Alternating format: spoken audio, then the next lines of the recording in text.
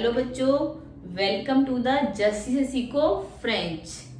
आज का हमारा टॉपिक है ले एग्जेक्टिव यानी कि एग्जेक्टिव्स। आपको एग्जेक्टिव्स पता है ना क्या होते हैं? जब भी विशेषता या स्पेशलिटी के बारे में बात की जाती है दैट इज एग्जेक्टिव। ठीक है, इंग्लिश में आप लोगों ने किया होगा। ठीक है, तो वैसे ही फ्रेंच में भी एग्जेक्टिव्स होते हैं।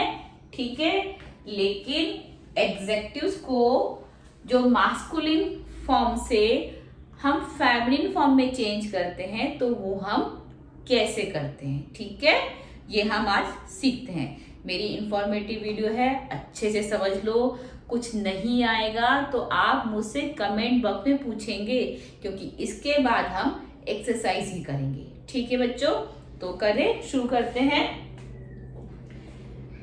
देखो बच्चों, इसमें क्या है कि एग्जेक्टिव में एक मास्कुलिन वर्ड को अगर फेमिनिन में चेंज करना है तो हमें उसमें क्या चेंजेस करने होते हैं। ठीक है, जैसे मान लो एक बहुत नॉर्मल सा वर्ड है। ठीक है, बिल्कुल ही नॉर्मल सा वर्ड है। मान लो मैंने यहाँ पे लिख दिया गार्सो। ये बहुत नॉर्मल सा वर्ड है। गार्सो मास्कुलिन फॉर्म में आ जाएगा। चलो मैंने ग्रॉन लिख दिया। ठीक है, घौ घौ का मतलब होता है टॉल। टॉल होना अपने आप में एक स्पेशलिटी है। ठीक है, तो एग्जेक्टिव हो गया। अब मैं आपको बोलती हूँ कि इस एग्जेक्टिव को आपको फेमिनिन फॉर्म में चेंज करना है। ठीक है, तो आप कैसे करोगे? जब भी कोई भी नॉर्मल वर्ड है उसे फेमिनिन में अगर आपको चेंज करना है तो आपको कुछ नहीं करना है, नॉर्मली आपको ई ऐड कर देना है। क्योंकि मोस्ट ऑफ द टाइम मैंने आपको बताया है कि when a word ends with E it will count in a feminine form. तो जो एक नॉर्मल वर्ड होगा उसको फेमिनिन में चेंज करने के लिए आप लास्ट में ई पुट कर दोगे। ठीक है, तो मैंने आपको बताया अगर कुछ भी नहीं दिया गया है, ठीक है, मास्कुलिन वर्ड में लास्ट में कुछ नहीं है, मतलब कि नॉर्मल वर्ड है, तो उसको फेमिनिन में चेंज करने के लिए हम क्या करेंगे? ई पुट कर देंगे। जैसे घौ डी से एंड कर रहा है, इसको मेरे को फेमिनिन में चेंज करना था तो मैंने क्या किया, इसके लास्ट में हमें ई पुट करना है। ठीक है, घौ घौ। ठीक है, अगर लास्ट में ऑलरेडी ई है और ये बोल दिया जाए कि भाई इसका फेमिनिन लिखो, तो उसका फेमिनिन एज इट इज वही होगा। ठीक है, ये तो बहुत इजी है, पहले वाला भी बहुत इजी हो गया। उसके बाद में if a word ends with E N या फिर ओ एन, ठीक है, अगर ई एन से एंड कर रहा है तो उस वर्ड के लास्ट में E N N E add कर देंगे। ठीक है, अगर ओ एन से ऐड कर रहा है तो O N N E add कर देंगे। ठीक है, लेते हैं इंडियन। ठीक है, इंडियन का मतलब तो आपको बताइए बच्चों, ये एक मैस्कुलिन वर्ड है और इसको फेमिनिन में चेंज करने के लिए हम क्या करेंगे? जैसे कि मैंने आपको बताया है, किसी भी वर्ड को अगर फेमिनिन में चेंज करना है तो आप ई पुट कर दो, लेकिन हमेशा ऐसा नहीं होता है बच्चों। ठीक है ना, कुछ रूल्स होते हैं जिन्हें हमें फॉलो करने पड़ते हैं। तो यहाँ पे क्या है, ये ई एन से एंड कर रहा है, तो मैं आपको बता रही हूँ अगर एक वर्ड, एक एडजेक्टिव ई एन से एंड करता है तो उसको फेमिनिन फॉर्म में चेंज करने के लिए हम क्या करते हैं? E N N E. तो मैंने स्पेलिंग चेंज कर दी, I N D I E N N E, Indian. ठीक है, ये फेमिनिन फॉर्म है इंडियन की। ठीक है, उसी तरह अगर एक वर्ड ओ एन से एंड कर रहा है, देखो बो का मतलब होता है गुड। अब जो बो है वो हमारा ओ एन से एंड कर रहा है, इसका मुझे फेमिनिन लिखना है तो मैं इसके लास्ट में ई नहीं लगा दूंगी, क्योंकि इसका रूल ये बोलता है क्योंकि ये ओ एन से एंड कर रहा है तो इसको मैं क्या करूंगी? B O N N E, क्योंकि उसके एंड में मुझे O N N E add करना है उसको फेमिनिन फॉर्म में चेंज करने के लिए। ठीक है, ये हो गया। नेक्स्ट, अगर कोई वर्ड सी से एंड कर रहा है और उसका फेमिनिन आपने लिखना है तो आप उसमें सी एच ई ऐड कर दोगे। ठीक है, जैसे है ब्लॉक। ब्लॉक होता है व्हाइट कलर, व्हाइट कलर जो होता है उसे ब्लॉक बोलते हैं, ठीक है, ब्लॉक, लेकिन वो फेमिनिन वर्ड है।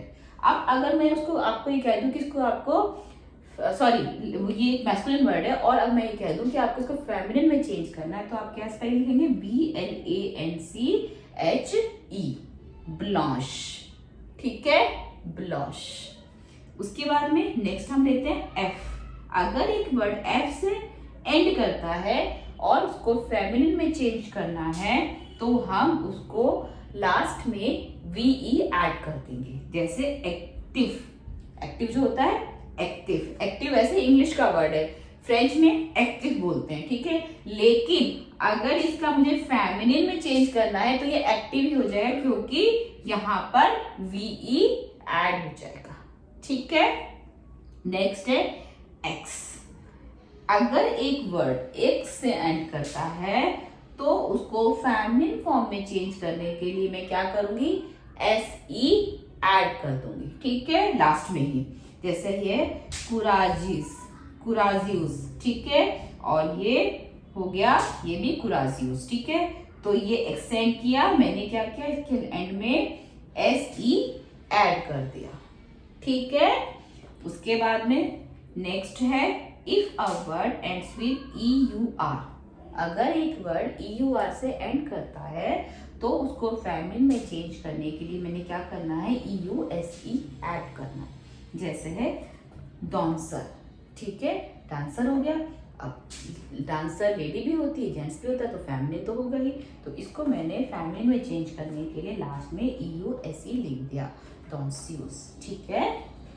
नेक्स्ट अब लेते हैं बच्चों, if a word ends with TEUR, ठीक है, उसको अगर हमें फेमिनिन में चेंज करना है तो हम क्या करेंगे, TRICE लगा देंगे, जैसे ये है डायरेक्ट्योर, ठीक है, ये है डायरेक्ट्योर, सॉरी मैं गलत बोल रही हूँ बच्चों, डायरेक्ट्योर, ठीक है ना, जब आई होता है तो हम उसे ई से काउंट करते हैं, फ्रेंच में ना ई, मतलब आई को हम ई बोलते हैं, तो ये डायरेक्ट्योर।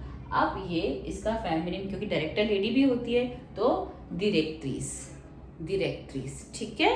उसके बाद में अगर एक वर्ड ER से एंड करता है, ठीक है, ER से कोई वर्ड एंड कर रहा है और उसका हमें फेमिनिन लिखना है, तो हम क्या करेंगे, उसको कर देंगे ERE, और जो पहले वाला E है उसके ऊपर हम ग्रेव लगा देंगे, ठीक है, ग्रेव एक्सेंट लग जाएगा। जैसे मैंने एग्जांपल लिख दिया आप लोगों के लिए, प्रेमियर, प्रेमियर, ठीक है। अब प्रेमियर को फेमिनिन में चेंज करना है तो जो ER था उसे मैंने ERE कर दिया और ऊपर ग्रेव पुट कर दिया, प्रेमियर, ठीक है, समझ में आ गए। ये 9 रूल्स है बच्चों जो आपको बहुत अच्छे से याद करने हैं, एकदम टिप पे याद कर लेना, अगर एक बार याद हो गए फिर कोई प्रॉब्लम नहीं है, लेकिन इनको याद करने में आई कैन अंडरस्टैंड थोड़ा सा टाइम लगेगा आपको, लेकिन ये मुश्किल नहीं है, टाइम कंज्यूमिंग मैं बोल सकती हूँ लेकिन मुश्किल नहीं है। जब मैं खुद फ्रेंच पढ़ रही थी तब मुझे भी टाइम कंज्यूमिंग तो लगा, ठीक है, लेकिन ये मुश्किल नहीं था। मैंने एक्चुअली मुझे लिख लिख के पढ़ने की आदत है, तो मैंने कई बार उसको लिख लिया, तो वो मुझे अब बहुत अच्छे से टिप्स पे याद है ये सब चीज़ें, ठीक है ना। तो आप अगर चाहो तो मेरा रूल भी फॉलो कर सकते हो, मेरे हिसाब से भी कर सकते हो, अगर आप लिख लिख के 3-4 बार लिख लिख के अगर इसको कर लोगे, ठीक है ना, तो आपको याद हो जाएगा, कोई मुश्किल नहीं है, ठीक है, मुश्किल नहीं है, टाइम कंज्यूमिंग है, ठीक है। अच्छा, एक्सेप्शंस भी होते हैं, ठीक है, यहाँ मैं फिलहाल आपको सिर्फ 2 ही एक्सेप्शन सिखा रही हूँ। आपकी जितनी भी मैंने वीडियो बनाई है, जो आपका कोर्स है, उसके अकॉर्डिंगली अभी तक ये 2 ही वर्ड यूज हुए हैं। जैसे जैसे धीरे धीरे एक्सेप्शंस आते जाएंगे मैं आपको बताती जाऊंगी। फिलहाल आपकी मतलब ज्यादा मुश्किल ना हो, आप घबरा ना जाए, इसलिए मैंने सिर्फ 2 ही वर्ड दिए हैं आपको, ठीक है, क्योंकि ये 9 देके शायद आप थोड़ा डर गए हो, तो डरने की बात बिल्कुल भी नहीं है बच्चों। इन केस आपको लगता है कि आपको समझ में नहीं आ रहा है, आप मेरी वीडियो दोबारा देख लो। अगर दोबारा देखने पर, 3 बार देखने पर, 4 बार देखने पर भी समझ नहीं आता है तो आप कमेंट बॉक्स में मुझे कमेंट कर दो कि मैम एक बार और एक ऐसी वीडियो बना दो जिसमें हमें समझ में आ जाए, तो मैं इसको फिर किसी दूसरे तरीके से आपको समझाने की कोशिश करूंगी, ठीक है। अब ये एक्सेप्शन देख लेते हैं बच्चों। बो होता है हैंडसम, लेकिन बो का जो फेमिनिन होता है बेल, ओके, और एक होता है जॉन्टीन, ठीक है। इसका जो फेमिनिन हम बनाएंगे वो TILE नहीं होगा, TILLE होगा। ठीक है, ये दो एक्सेप्शन है हमारे यहाँ पे। ठीक है, ये क्योंकि ये दोनों ही नॉर्मल वर्ड्स है ना, हम चाहे तो ऐसे लगा दे, लेकिन वो का तो बिल्कुल ही चेंज है, बेल। ठीक है, और जौतील को हम GENTILLE पे चेंज कर देते हैं टू मेक इट ने फेमिनिन फॉर्म। ठीक है बच्चों, ये समझ में आ गया है, आपको समझ में आ जाएगा, आप घबराना नहीं, थोड़ा सा शांत होकर के इसको पढ़ना और समझना। ठीक है, अपनी नेक्स्ट वीडियो में मैं आपके लिए इससे रिलेटेड कुछ एक्सरसाइज लेकर के आऊंगी। ठीक है, तब तक के लिए बाय बाय।